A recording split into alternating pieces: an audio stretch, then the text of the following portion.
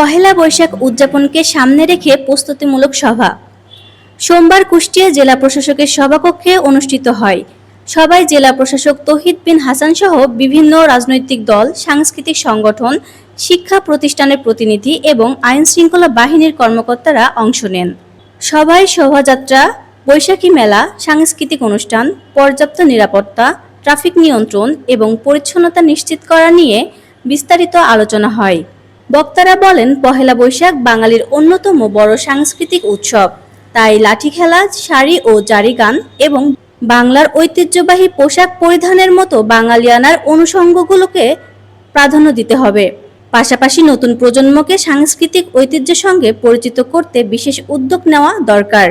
এ পর্যায়ে বিভিন্ন সংগঠনের প্রতিনিধিদের বক্তব্যের কিছু অংশ দেখা যাচ্ছে। তারা জানান, সফল ও নিরাপদ আয়োজনের জন্য প্রশাসনের পাশাপাশি তাদের সার্বিক সহযোগিতা অব্যাহত থাকবে। পুলিশ সুপার জসিমউদ্দিন বলেন, বাংলা নববর্ষের সব কর্মসূচি নির্বিঘ্ন ও নিরাপদ রাখতে পুলিশ প্রশাসনের পক্ষ থেকে কঠোর নিরাপত্তা ব্যবস্থা নেওয়া হবে।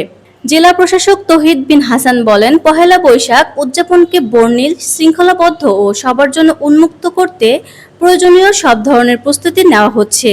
তিনি জানান, স্থানীয় প্রশাসন ও বিভিন্ন সংগঠনের সমন্বয়ে এমন একটি উৎসবমুখর পরিবেশ তৈরির চেষ্টা চলছে। জনসাধারণের সহযোগিতায় এবার কুষ্টিয়ার একটি সবার অংশগ্রহণমূলক বৈশাখী উদযাপন হবে। কুষ্টিয়া কালচারালি অনেক রিচ, তো কুষ্টিয়ার লালনের ঐতিহ্যের সঙ্গে মিল রেখে আমরা সরকারের সিদ্ধান্ত অনুযায়ী আমরা এটা পালন করব।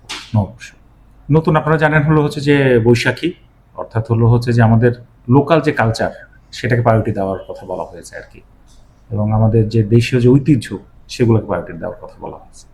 আমার মনে হয় যে আমরা নতুন একটা সরকার পেয়েছি আর কি 12 ফেব্রুয়ারি পরে।